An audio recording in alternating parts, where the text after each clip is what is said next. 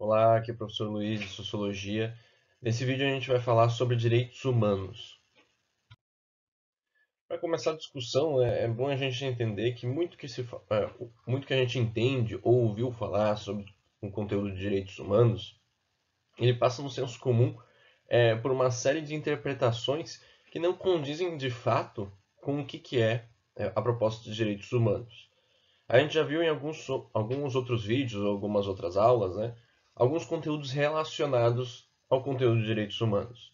A gente viu na aula, no vídeo de cidadania, direitos civis, políticos e sociais, né, como a partir do fim do feudalismo, início do capitalismo, se começou a discutir, né, se projetar na sociedade, a discutir as liberdades políticas, as liberdades individuais, em contraposição ao feudalismo e com o surgimento do capitalismo. Então, aqueles movimentos do liberalismo, o iluminismo, tentando impor à sociedade maiores liberdades políticas, maiores liberdades individuais, uma maior participação das pessoas na sociedade, como a gente viu, isso tudo se colocando como a discussão de cidadania, junto com os direitos civis, políticos e sociais.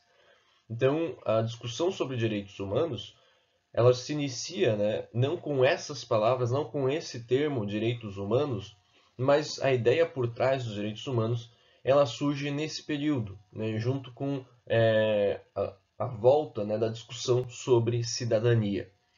Que é, inclusive, a ideia de direitos humanos, né, é bastante lógico, né, mas que todos os seres humanos teriam aqueles direitos mínimos. E isso não é novo, isso não é novidade, essa ideia, essa concepção.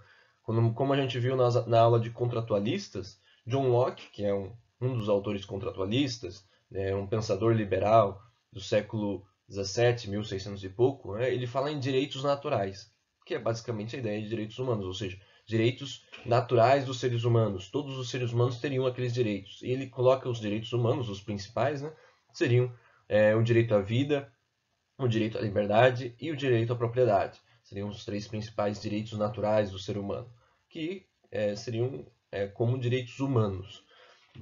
Jean-Jacques Rousseau, outro contratualista, também fala em direitos do cidadão, também colocando que os seres humanos, né, os cidadãos teriam direitos mínimos, e ele também coloca de uma forma mais ampla com o termo cidadão, ou seja, ele remete a uma boa parte das pessoas, ou a maioria das pessoas. Né? Isso, como a gente viu na aula de cidadania, a concepção de quem é cidadão foi se ampliando desde o início do capitalismo, do final do feudalismo para o início do capitalismo, isso foi se ampliando.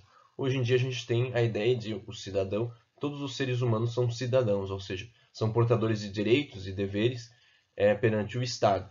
Então essa ideia de que todo mundo teriam direitos mínimos também perpassa pela ideia de Rousseau.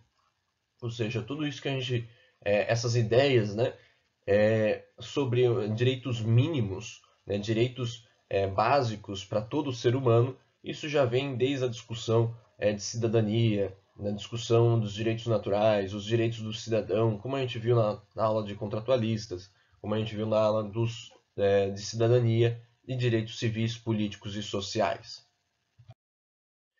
Mas o termo direitos humanos, né, como a gente entende hoje, a gente geralmente, quando a gente se refere a direitos humanos, a gente está se referindo à declaração da Organização das Nações Unidas, né, que foi promulgada em 1948. Então, quando a gente fala em direitos humanos hoje em dia, né, a gente está, claro, remetendo a essa discussão que eu acabei de falar, desde o século XVII, mas especificamente a gente está falando de uma declaração da ONU, né, que ela surgiu em 1948 pelo contexto da Segunda Guerra Mundial.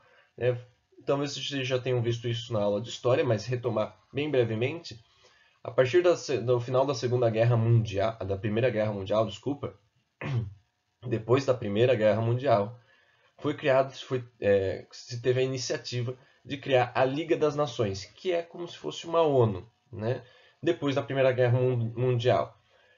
E a ideia dessa organização, a Liga das Nações, era justamente, né, promover a paz entre os países, né, fazer com que não houvesse de novo uma segunda guerra, uma guerra mundial, que no caso não foi bem sucedido o seu objetivo, teve a Segunda Guerra Mundial. Enfim, ela promovia a união, a diplomacia, a paz entre os países. Né? De fato, como eu mencionei, esses objetivos não foram alcançados devido à própria Segunda Guerra Mundial, o surgimento da Segunda Guerra Mundial. E a Segunda Guerra Mundial, né, a Primeira Guerra Mundial já tinha sido um certo choque, né, para o continente europeu, né, pela quantidade de países envolvidos no conflito.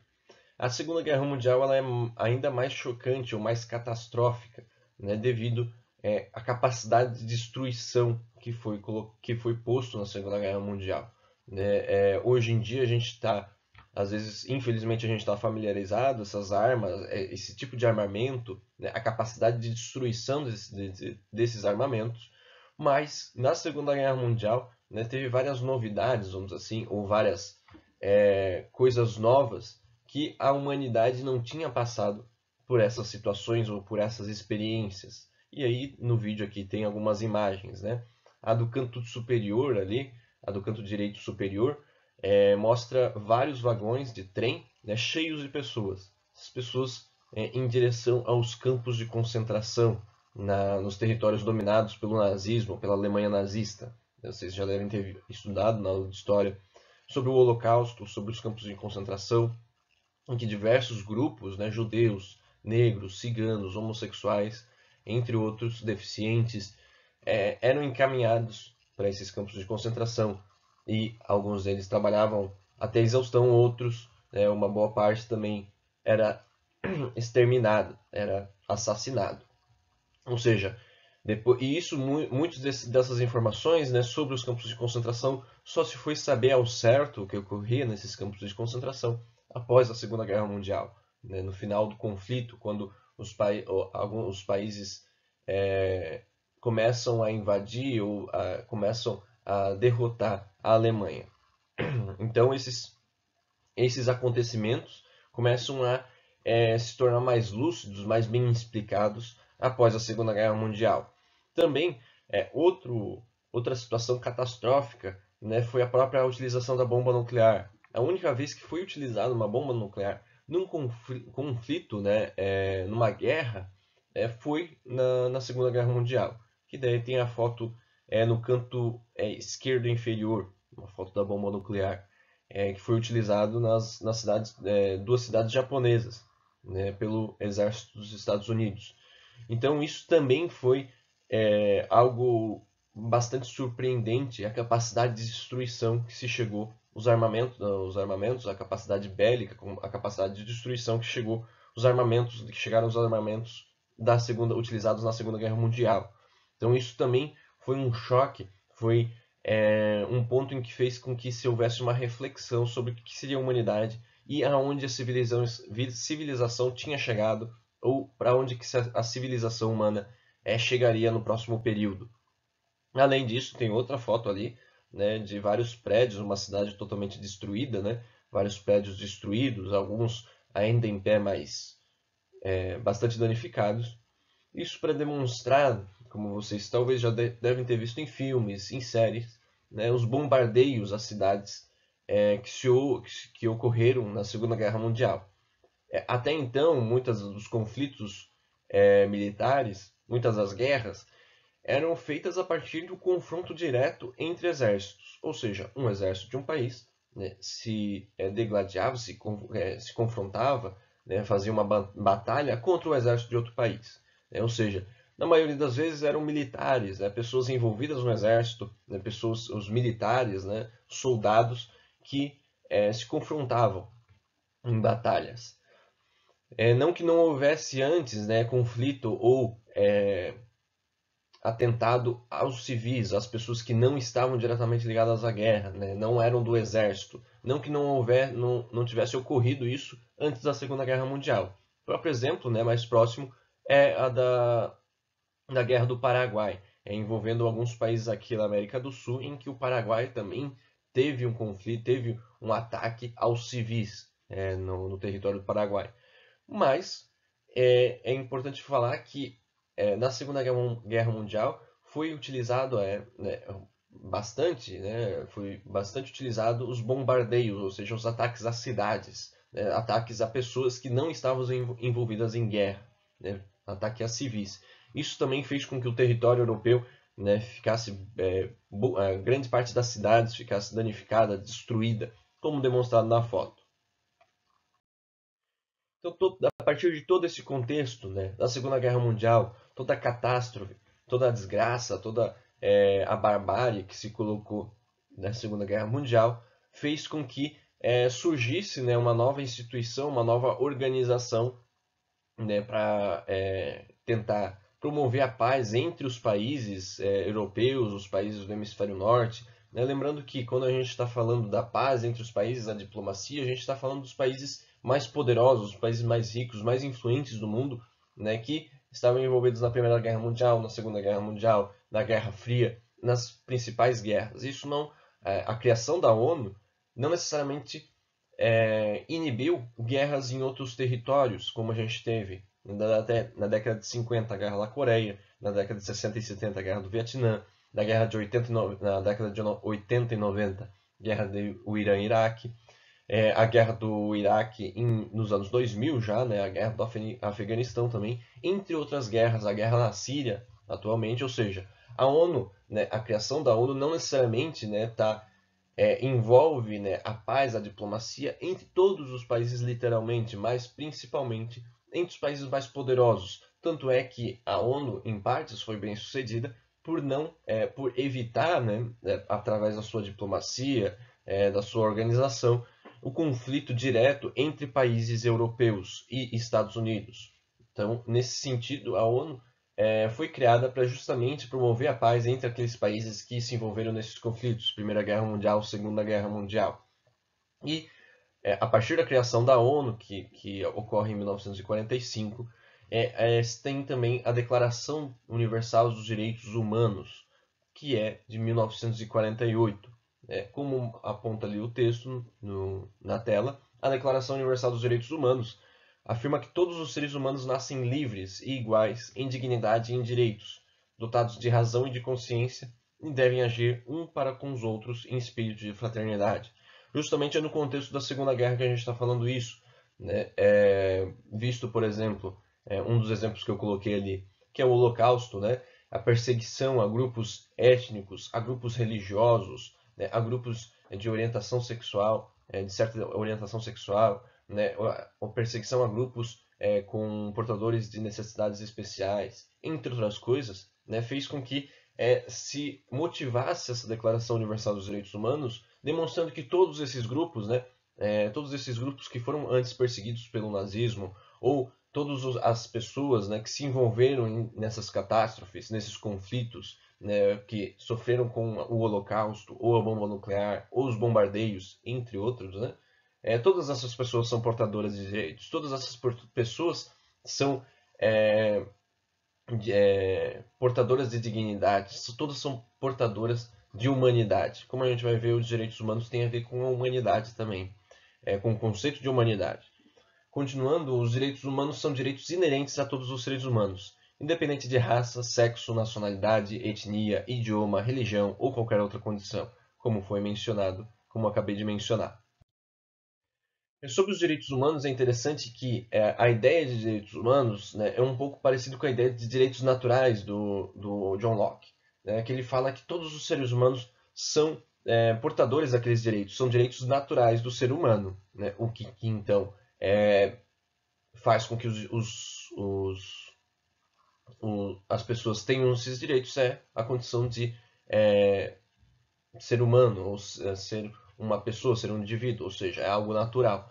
Os direitos humanos eles vão um pouco além, porque a própria ideia de direitos humanos é que atentar contra a vida, contra a dignidade, né, contra a segurança, contra a integridade física de uma outra pessoa, eu estou atentando contra a própria humanidade. A ideia, os direitos humanos, então, é um pouco uma especificidade, algo um pouco mais diferente do que foi discutido antes de cidadania, de direitos naturais, não é simplesmente que todos têm direitos, mas quando eu infrinjo, quando eu descumpro, né, quando eu não estou seguindo os direitos humanos, eu não estou atacando o direito de uma pessoa só, mas eu estou atacando toda a humanidade. Né? O que significa isso? É que seria como que cada ser humano seria portador da humanidade, seria pertencente à humanidade. Isso significa, num exemplo mais fácil para pensar, né, quando eu ataco um símbolo religioso, né, um crucifixo, uma Bíblia, um livro religioso, pode ser a Bíblia,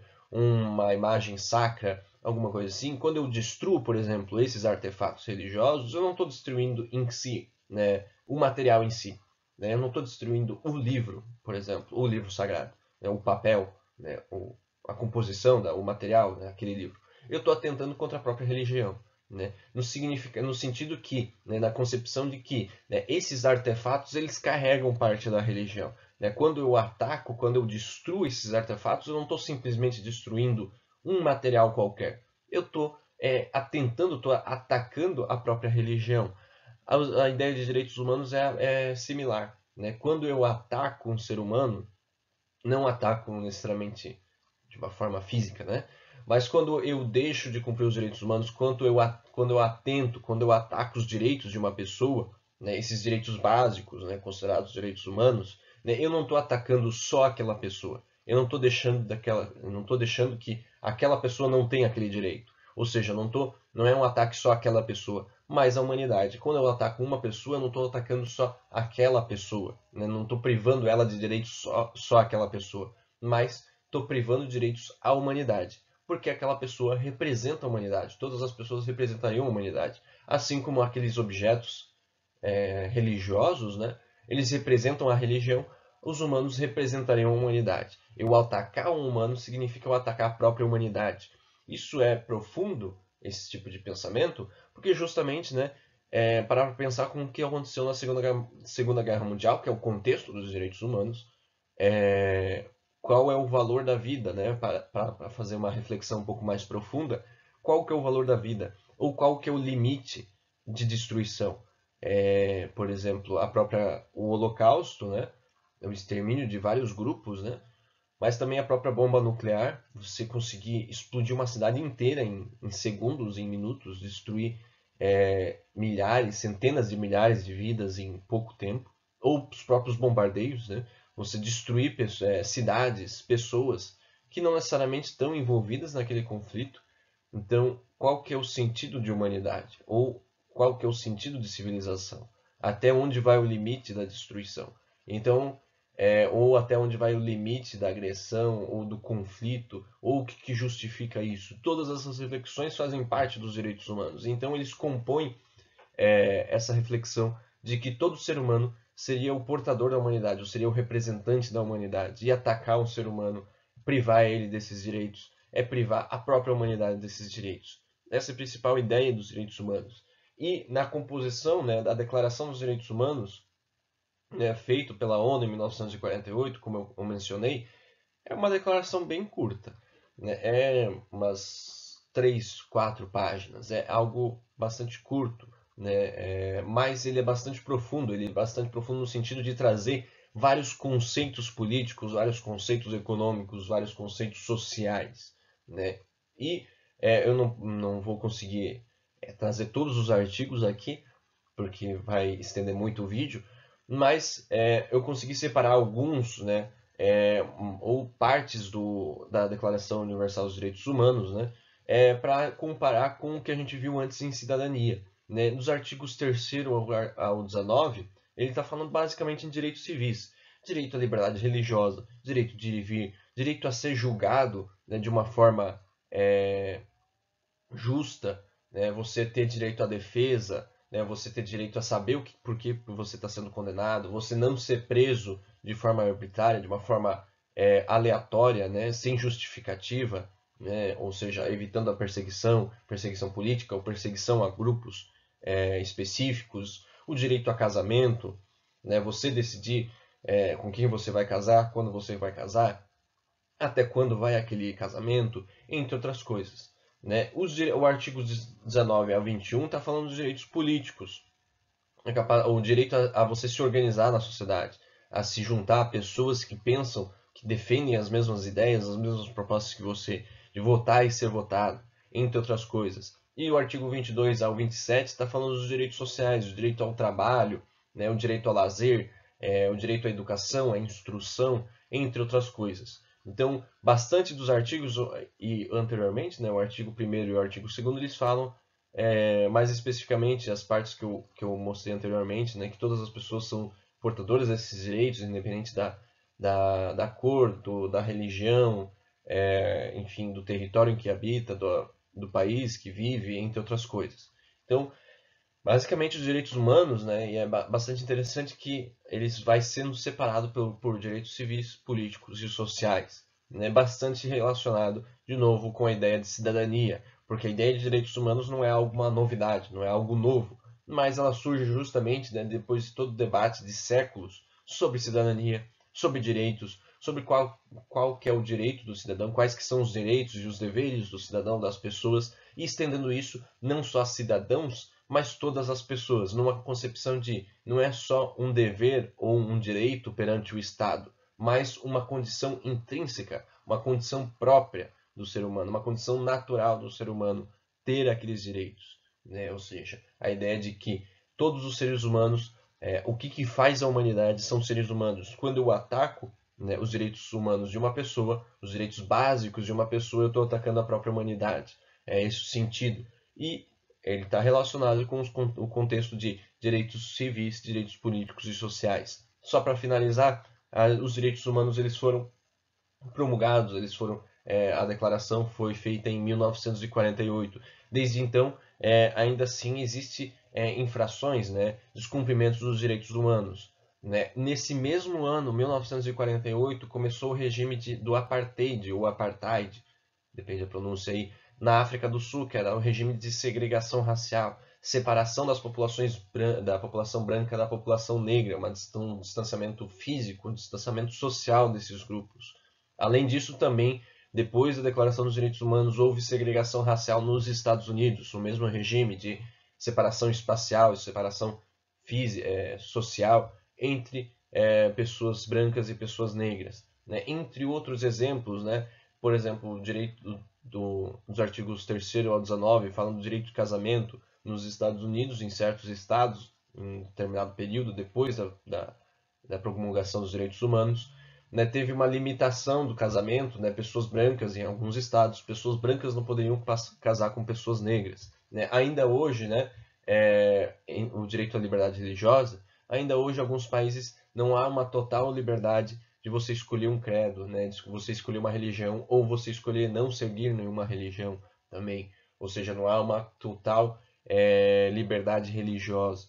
Ou em alguns períodos depois da promulgação dos direitos humanos, em 1948, principalmente na América Latina, vários países passaram por ditaduras, né? Ditaduras militares. O Brasil foi um deles. Isso fez com que se limitasse os direitos políticos. Também houvessem prisões arbitrárias, prisões aleatórias, né? Perseguições políticas, entre outras coisas. Ou seja, infrações desses direitos humanos, os direitos básicos de cada ser humano, de cada pessoa. Então, ainda assim, ainda hoje é um desafio